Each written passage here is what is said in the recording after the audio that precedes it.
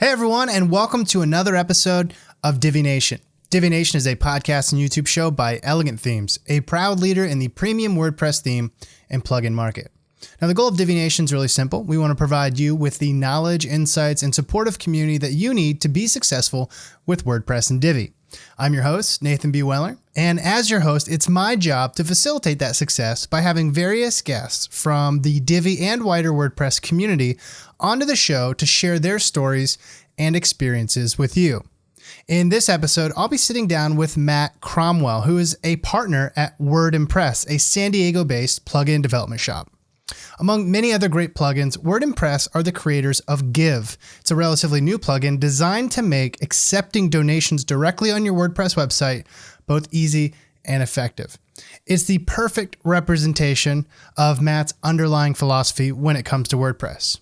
Give, invest in the WordPress community, and watch as the return on that investment comes back to you over time in interesting and valuable ways. So when Matt and I caught up on Skype recently, he shared this philosophy, his WordPress story, and a whole lot more. Here's our conversation. Matt, welcome to Divi Nation. Thanks for having me. Glad to be here. Glad you're here. We've been trying to connect for a little while now. We did our pre-interview weeks ago, maybe months ago now, well before the WordCamp Miami, which we got to meet at in person, which was really nice. Yep. That was great. WordCamp Miami was a good one this year. Absolutely. You presented there, right? Nope. My partner Devin did. Yep. That's right. What did he present on? He presented on using third-party code in your projects. Nice. Looks like you're at the office again today. Is that like pretty normal? You work from home sometimes, or what's that? Yeah, I work like? from home on Wednesdays, one day a week. But I like having the flexibility. But when I was freelancing, it was great to work from home. But now I kind of really enjoy the mix and having kind of like a dedicated workplace. So. One of the things I like to ask people while we're on the topic of where we work and how we work is what just a typical work day is like for you. A lot of people in the WordPress community approach work very differently. Our guest last week, Amber, she said she loves to sleep in and get like 10 hours of sleep every night and start her work, midday, but then work into the night or into the evening. Had a couple other people like that. Then we have people who have completely different schedules. I'm kind of an early bird. What does your typical workday look like? Well, I'm a early bird by necessity, more or less. I'm a family man. I got 3 kids, and I really the only way I get to see them and spend time with them is if I'm able to be home in the late afternoon, early evening. So I try to get into the office pretty early, usually around 7:30, and I'm here usually till like 4:30 or 5, and then take off and spend the rest of the early evening with them, and then probably log in one more time after the kids are in bed, like 9:30, and just do a couple little catch-up emails and whatnot. But yeah, I try to keep things pretty regular that way. I find that having my schedule really regular really keeps me more efficient and focused and getting things done. So like I mentioned, I have that one day on Wednesdays where I'm working from home, and that day is actually very irregular. It's because I'm kind of helping my wife to do her work that day, but I'm with the kids part of the time, but they're sleeping also for their nap time, and but Wednesday's kind of just a different day altogether. So I kind of work from when I wake up until I go to sleep. Oh wow! Does that work for you? Is that how you like it, or is that just like you said, just kind of necessity? Or have you kind of found a balance between both? Yeah, it's a balance between both. I mean, Monday, Tuesday, Thursday, Friday is really a pretty regular, 9 to 5 kind of feel a little bit. But and then Wednesday is like ultimate flexibility. That's kind of cool. That's really cool. Yeah. Well, another thing that we like to do right off the bat is just hear each guest what I call their WordPress story. How they got introduced to WordPress and what the road looked like from that first introduction into what they're doing now, because now you're, working at a fairly popular or up and coming WordPress company, and you're speaking or at least attending and promoting a lot of WordCamp stuff, and you're all around the community. So what's the, first moment to that look like? Yeah. Well, I actually have a background more in education, and I did a lot with different faith-based communities and churches and academic institutions. And specifically when I actually spent some time in Germany. And when I was there, I was helping out the small private school, private college to get to transition to an online in classroom. They wanted to have an online extension of their school, and jumped into a system called Moodle, which is an open source learning system, LMS, basically. Oh, okay. That kind of really, I had fiddled a lot with HTML, CSS a lot up until that point, but that really made me like jump in head first and really dig into PHP and JavaScript and a lot of other things. But all of that had been very much more almost like volunteer driven. So, and I was continuing to try to further my education.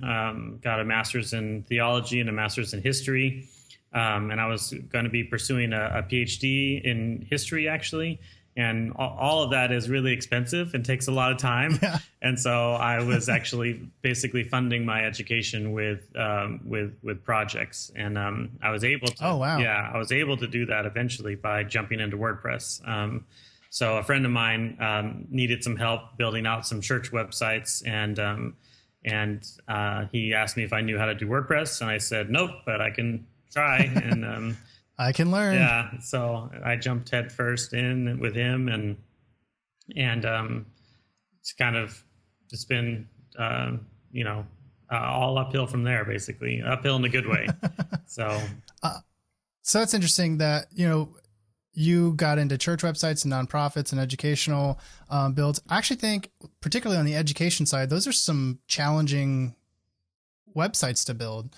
What was that like as a beginner? Like, did you depend heavily on tools, or did you just have to get good fast? I had to get good fast, especially with Moodle. Moodle has actually a pretty large learning curve, especially when you aren't particularly familiar with PHP at that time, like I wasn't. And so I did have to learn a lot really quickly, but fortunately, I mean, that's the big benefit when you get it. I was really, really lucky to get into that job that I had. I was really not highly qualified for it. I just happened to be in the right place at the right time. And so I was fortunate that my job was to get this online system up and running. It wasn't that I was, I had a couple other classes that I was teaching in the classroom as well, that I had already had done. So this is before you were doing any kind of freelance work. This was at a actual job that you had? Yeah. Before you I were teaching. Yeah, before I was teaching, and before I did WordPress and all that, I was fortunate to get into that because it forced me to learn quickly. But it also gave me the space. Like, that was the thing. I had the space to do that. And well, you seem like you'd be uniquely qualified to speak on something that I'm really quite interested in, which is like the specific needs of nonprofits, particularly the people who work there and will maintain something long after, whoever builds it for them is gone. Keeping that type of user in mind. Today, I think a lot of people recommend WordPress, but there are a lot of options out there. Do you think WordPress is the best option for nonprofits, or do you think there are others that are better suited to the needs and the everyday upkeep of a nonprofit?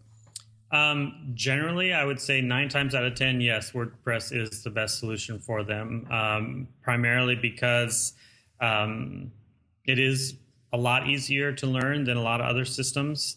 And it also provides the flexibility because nonprofits, especially smaller ones, they change a lot. They change what they want to do or how they want to emphasize what they're doing. They have a lot of different campaigns throughout the year. Schools have constantly rotating curriculum and constantly rotating staff and faculty and whatnot. And all of that requires updates to the website. But what I find to be the biggest challenge with nonprofit sites using WordPress or any other system is sometimes there's not a lot of care put into customizing WordPress in a way that's specific to the needs of that nonprofit. And I don't mean like hacking core or anything like that. I mean, like just Sure. like customizing the backend to focus to help the users, the nonprofit use staff, basically be able to do exactly the things they want to do. There's some folks who do that really well, freelancers and agencies who really do that really well. But it's an area that I think some people really need to focus on a lot more. Are there any, so obviously the freelancers and agencies that you mentioned would just be, you'd hire them to do it custom for you. Are there any tools out there that you recommend for customizing the back end, sort of like a turnkey tool for nonprofits? There's several out there, but generally when I was customizing the back end in any way, I usually just did it by the code. I usually would have a functionality plugin that I would have for that site, just because sometimes those tools themselves can even be just a little bit bulky and can slow the back end down more than it helps anything. But and honestly, there's one that I did use several times, and I'm forgetting the name of it right now. There's a couple of good ones out there, but the one that I know that I did use, I can't remember the name. So. If it comes to you, just jump in with it. Yeah. Well, so that's interesting. So that's how you got started in, I guess, web development in general. You were teaching, you had to jump in and do some LMS and nonprofit work and help. And then you started helping a buddy build church websites, and that was with WordPress, right? Yep. If I remember our previous conversation correctly, that person's name was Adam. Yeah, is that right? Adam McLean. He's a local guy here in San Diego. He does really great work for churches. Yep. So what was that like? Because that seems like that's really when you got into WordPress as your go-to development tool. And I'm assuming that's when you started to get involved with the WordPress community, right? Yep, absolutely. I mean, Adam basically dragged me into it. It's always great when friends know what you need and they're just like, no, come on. Yeah. And he was already really well connected here in the San Diego WordPress community. And it was basically the exact time that the Advanced WordPress Facebook group and the Advanced WordPress meetup were just getting launched. And oh, wow. What year was that? That was 2012. Okay. And so he actually, shortly after he and I started working together, he made me a member of the Advanced WordPress Facebook group. At that time, it was a public group, and so anybody could just become a member. I was like, wait a second, like I'm just learning this WordPress thing, and now I'm in an advanced group. Like this doesn't make any sense. But that was extremely valuable. So, what was because that's a really popular Facebook group. To my knowledge, it's the largest Facebook group for WordPress that I've come across. You're just shy of, well, it looks like you just got over 19,000 members. What did you do in order to be a valuable member right off the bat? Or were you a valuable member right off the bat? What was that like? I lurked for, honestly, like I mean, in those kinds of environments, I like, just like the educational environment, I thrive in those kinds of environments where a whole bunch of people are talking and working together and trying to get things done. And that kind of thing is always exciting for me. And I had never actually participated in an online forum in that way before. But as soon as I jumped in there, I was like, wow, this is actually really, really great, really valuable. I see a lot of overlap with the Moodle type learning community that I was working with in the school previously. And so I lurked for, I would say, only like 2 weeks. and then I was right in. I'm going to ask all my questions because I'm all questions right now. So I really was in there every day, and I really was commenting and questioning and posting and every single day for I don't know, a year. Oh, wow. So. Well, I think that's one thing that I like to point out when I think people like the idea of getting involved with a bunch of groups, but they see it more as like maybe a marketing or a networking opportunity as opposed to like using the group for what it's used for, for what it was made for. Yep. And that's, I like the idea of getting involved with groups and keeping in mind that, you're going to get the most out of it when you have a project in mind and you're going and you're solving specific problems one at a time. And as you learn, you just feed that right back into the group, and it kind of snowballs until all of a sudden you're part of this conversation and you don't really have to think about it anymore. You can jump in or out as you need to. I've seen that happen with people, and we have quite a few Divi user groups, and I've seen that happen with a lot of users in there. Is the ones who get the most out of it, both benefits, and the ones who tend to benefit others the most are the people who basically start using it as a utility, but then are just very generous with what they learn themselves. Yep. That's key. I mean, participation is key. Like, it happens, somewhat regularly that sometimes people in the group today or over the last year or so might be a little bit dissatisfied with what they would call the quality of the group or the advancedness of the questions or whatnot. Mm-hmm. And my response is always the same. Then start asking advanced questions. Start contributing in advanced ways. If you don't like what's happening, then be part of the solution, not part of the griping peanut gallery. So I think that's always going to be solid advice when it comes to how to, I guess, conduct yourself in these types of groups. So moving on with your story, I think the next stage of your story, right, was going from freelancing and building church websites to actually building some plugins. Is that correct? Yeah. Yep. What was that transition like? Well, actually, the one step between there was that I started working part-time at Foo Plugins. Okay. And that's more of what pushed me into plugin development was working there. So I think that was, when was that? 2013 only, when Adam Warner, another Adam, Adam Warner approached me about doing support for Foo Plugins, and that was actually we launched in April of 2014, I believe. I feel like I might be getting this all wrong. No, it was April 2014. And launch was at WordCamp Miami, actually. And that was my first, my first big WordCamp that I went to, actually. No, I had been to San Diego the year before, 2013. But anyway, so Foo Plugins got me into plugin development. Brad Vincent is their lead developer, and he's an excellent developer. And he had to help me a lot in terms of understanding the plugin in order to support it really well. And as he and I interacted, and as I took on more and more difficult support requests, I just learned a ton about proper WordPress development. Yeah, that's awesome. I mean, we've had when we had Pippin on the show a few episodes back, he talked about, or I guess we both talked about, how support is almost like a stepping stone to being like a junior developer. Like if by the time you get really, really good at support, you're basically a developer at that point, and it's really simple to make that transition.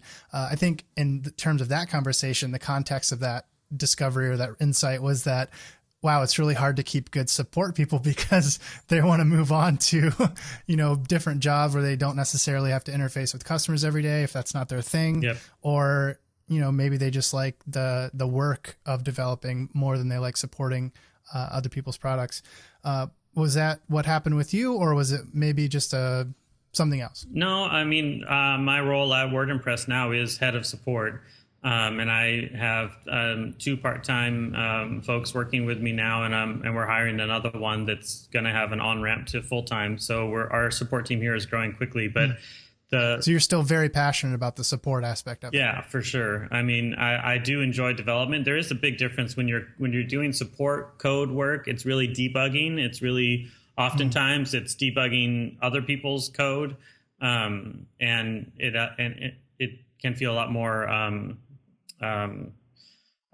taking things apart more than building something new.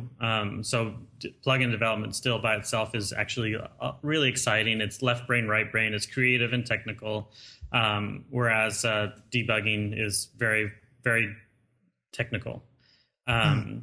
So they're different kinds of things. But the soft skills of support is what I really enjoy also. I really do enjoy that. Can you talk more about soft skills and what kind of soft skills are needed for support? It's you got to be a nice person. I mean, like that's the summary. That's like the nutshell. You have to be nice. You have to be patient. You have to be able to read between the lines in kind of magical ways sometimes, because somebody might be saying something that is perfectly clear to them, but it's not clear to anybody else who would read it, who would read the ticket. Sure. I once had a boss, just to interject on that point. He gave me an awesome rule of thumb. He said, the best communicators that you'll ever meet are understood 80% of the time. Mm-hmm. So even the best people are going to be misunderstood 20% of the time. And, you know, if you're anywhere below that spectrum, you need to factor that into, you know, whether you're 50, 60 or 70% misunderstood, depending on how good of a communicator you are. You need to factor that into the way that you craft your communications and the way that you follow up with people and the way that you confirm. I always thought that was a really cool insight for anyone who has to deal with, you know, either writing messages or just making sure that you're understood. I think that's really common for customer support is, you know, decoding other people and then also making sure that you're very, very clear in how you answer people. Yep. The other prong to it though is also what I ended up enjoying. It's a major compliment to plugin development. Is just the way in which support really does enhance and benefit plugin development by itself. It's kind of the whole UI UX, taking customer feedback and user feedback and being able to say, well, you know, while this works, it could work a lot better if we did it this way. I think a lot of people maybe struggle with that disconnect between what the support people are hearing on the front lines of community interaction and what the developers are going, well, no, this is the best way to do it. That's how we should do it. How have you kind of bridged that gap with the projects that you work on support? Well, right at WordImpress, I'm also really fortunate because Devin and I actually get along really, really well. And Devin really gets it really well. Devin was supporting his plugins before I came on board, and he was doing his own support, and he gets it. He knows what good support is all about, and he knows the value of it.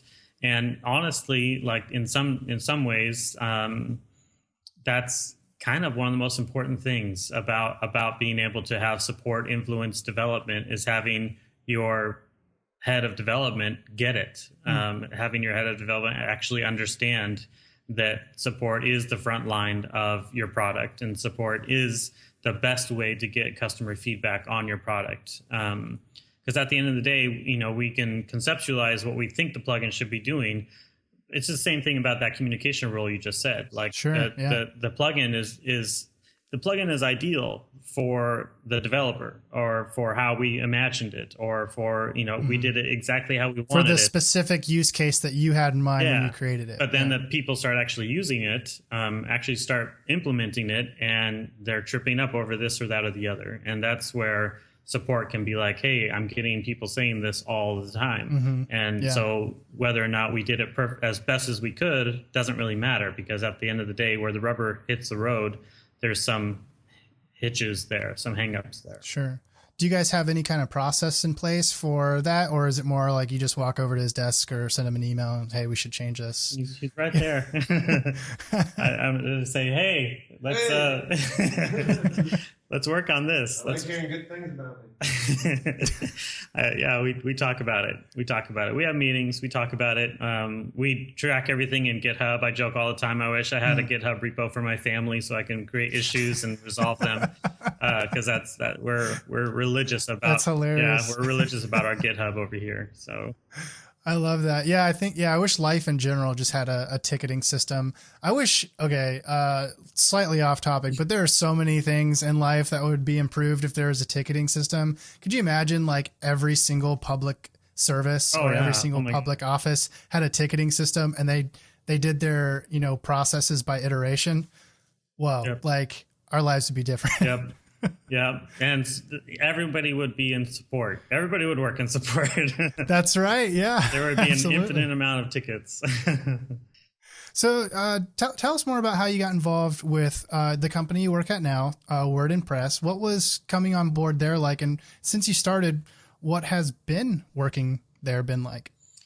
I was basically I was freelancing. I was working part-time at Foo, and I basically was, doing fine, and things were good. But I jumped into a WooCommerce client who needed some more advanced development, and I needed some help on it. I was like, this I'm in over my head on this. This is beyond me. Yeah. And the only guy I knew who was doing WooCommerce stuff was Devin, because he had released his plugin Quick Checkout, which he had featured at one of our meetups, and I was like, that's pretty cool. Like that's good stuff. So I pinged him and I was like, hey, I have a WooCommerce project I'd love your help on. And he's like, sure, come on over to our new office and we'll talk about it. And I said, oh, new office, that sounds great. So I headed over there the next day, and we didn't even talk about my client because he basically said, I have a job that I'd like you to fill. So so when he said, come over to our new office, he literally meant our new office. Yeah, exactly. So yeah, that was basically the long and the short of it. It just sounded great. It sounded like a great fit. I was excited about what he was doing and what he wanted to do. And well, for those who don't know, can you kind of give us the elevator pitch on WordImpress, what you guys are all about? Yeah. At that time, we really were focused primarily just on plugins, and we are still now today. But we didn't have Give at that time. So WordImpress has always been about really trying to own that word impress, in terms of we're not going to just put out little tiny things that don't matter. Like if you're going to get something from us, you're going to be like, yes, this is exactly what I needed. This is how it should work. Because there's so many other avenues and places where you can work in WordPress that are far substandard, that are far less than impressive. And that was what Devin was all about with this company. He had an excellent blog where he wrote some really good detailed articles, and I really enjoy blogging myself, and I really enjoy long form blogging and things that you don't get a lot of in the WordPress space in general. So all of that was really appealing to me, and being able to get into what Devin had envisioned would be a growing and developing team. That was also really exciting to me. So basically being employee number one at first, and now I'm partner number 3 actually. So oh wow, that's awesome. Yeah, so it's been really great. So what has scaling WordImpress been like? I mean, you were employee number 1. I think that's a bit of a different, I guess, perspective than a founder would have. And now you're a partner. So you made quite the transition there, even if it didn't seem, I don't know, when you're working on small teams, sometimes you just change your title and nothing else really changes. So it may not seem like a big transition, but I think people would be curious as to what that looked like and how that transition happened. Yeah. The partnership part was the intention from the beginning, but It was all about scaling. It was all about being able to scale. And in the product space, as you know, as lots of other, and Pippin knows, we talked with Pippin a lot, actually. It really requires a lot of ingenuity, and you have to be able to create enough product to be able to grow and support that product in order to grow. So for us, the being able to scale to the point at which we can start to really grow and start to really, like I said, hiring these team of support folks.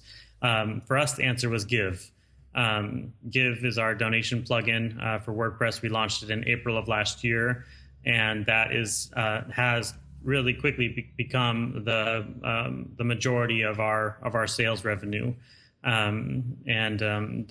And that's extensions for Give? Because Give's free, right? Yeah, Give is a free donation plugin, and it's a freemium model similar to what WooCommerce has and Easy Digital Downloads has. We have paid add-ons.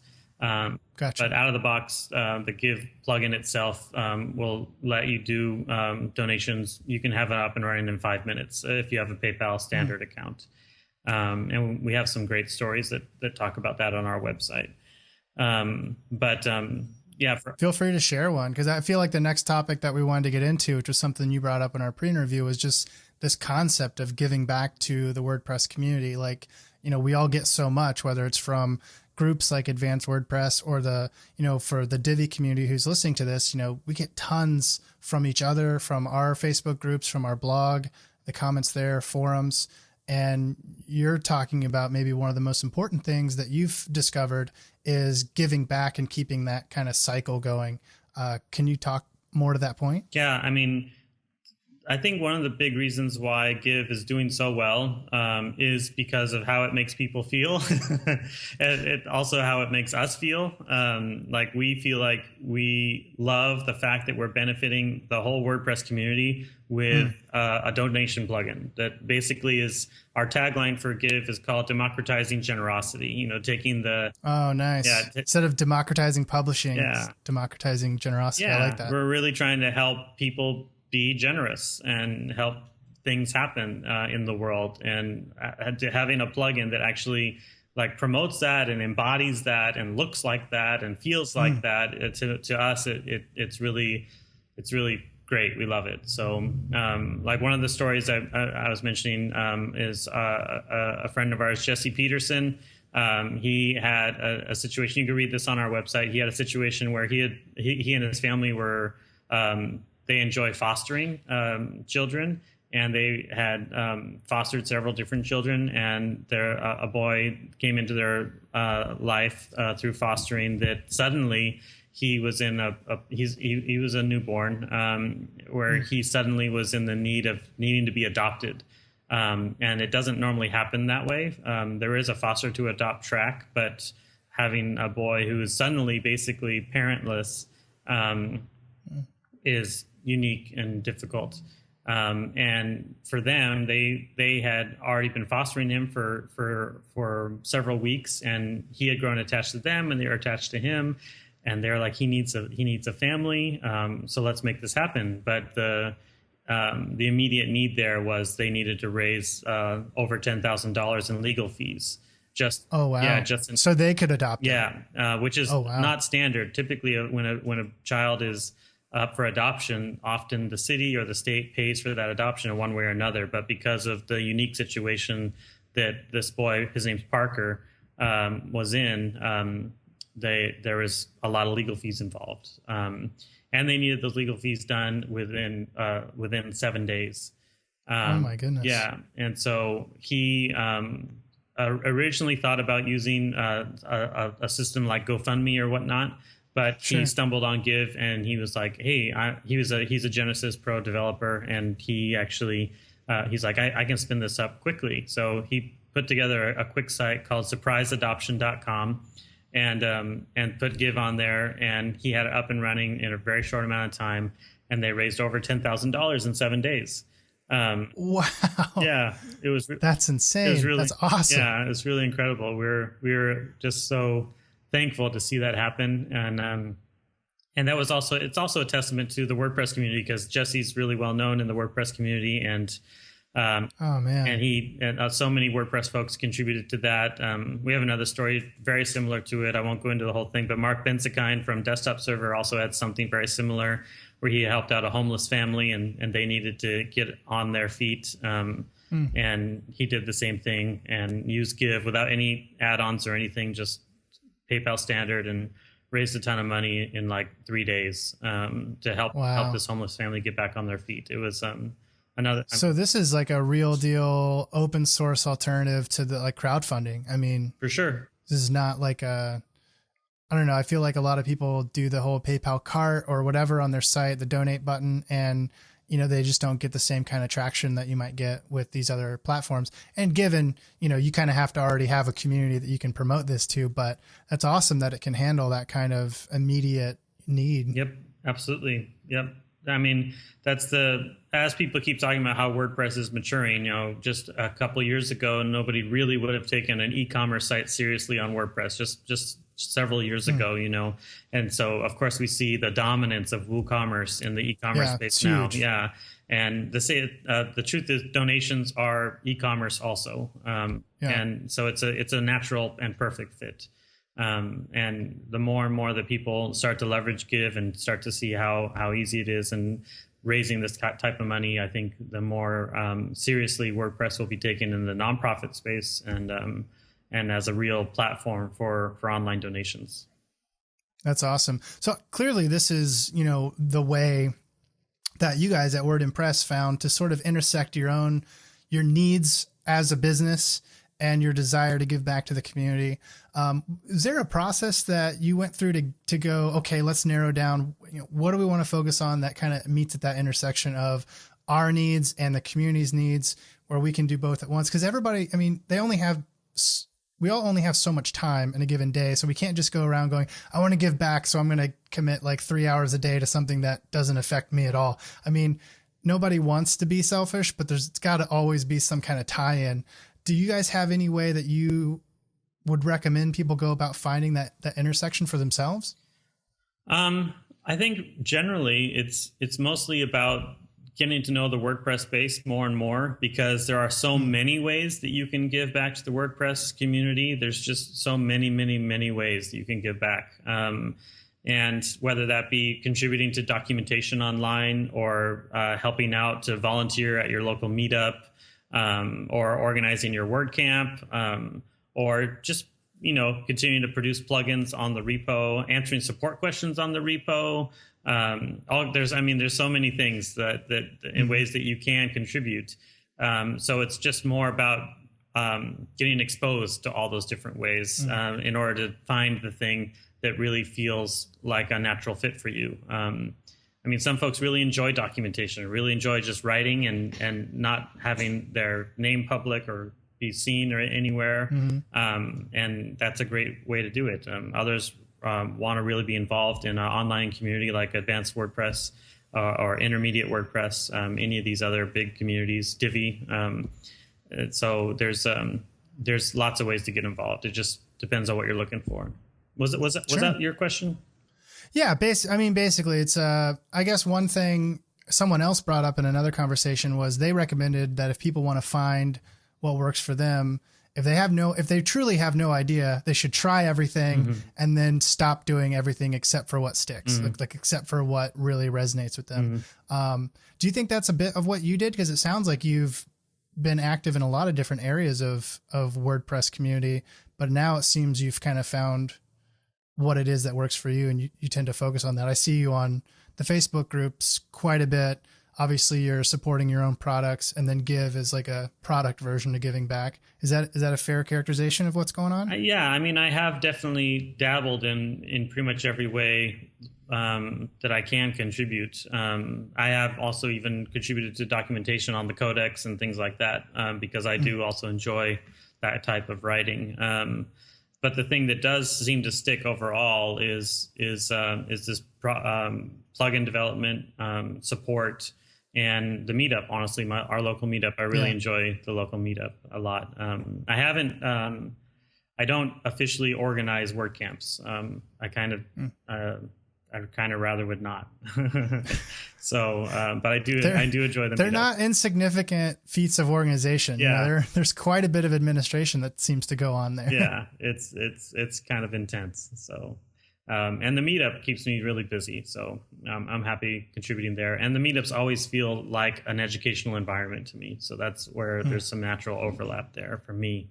It's not like a classroom environment, but Sure. A whole bunch of people coming together to talk about what they're passionate about and what they're doing and what they're learning, and helping others learn the same. Like I thrive in that kind of situation. So I like meetups a lot. Very cool. Well, we've covered a ton of material today. We've heard your story and taken a lot of sort of tangents along the way to ask questions and hear your feedback. I really appreciate that. Is there anything about your journey that you feel like is significant enough that you would want to highlight it? We tend to end these podcasts on sort of a parting thought. And I know that we talked about a lot of different things, but if there's one thing you'd want people to take away from your WordPress story and the experiences that you've had working in the WordPress community or volunteering in the WordPress community, as well as being a part of it in a professional capacity, that you would want, people to remember? Yeah. I think a summary of the things that we were just talking about would be like generosity begets generosity. In every way that I feel like I have given to the WordPress community, I've also felt like it gives back to me.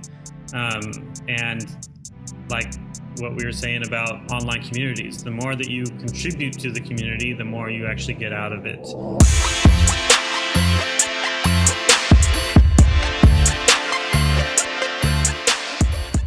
Well, that's all for this episode of Divi Nation. As always, I just want to give another big thank you to our guest, Matt Cromwell, for coming on the show. If you have any questions about the stuff that we talked about in this episode, feel free to leave them in the comments section on the Elegant Themes blog. I'll make sure that Matt's aware that the episode went live, and I'm sure that he'll be happy to drop by and answer any questions that he can. As per usual, anything that we can't answer together between the two of us in the comments can become the topic of a new episode of Divi Nation or a new blog post in the future. Thanks again, everyone, for tuning in. I look forward to seeing you around the community. And as always, I'll be back next week with another episode of Divi Nation. See you then.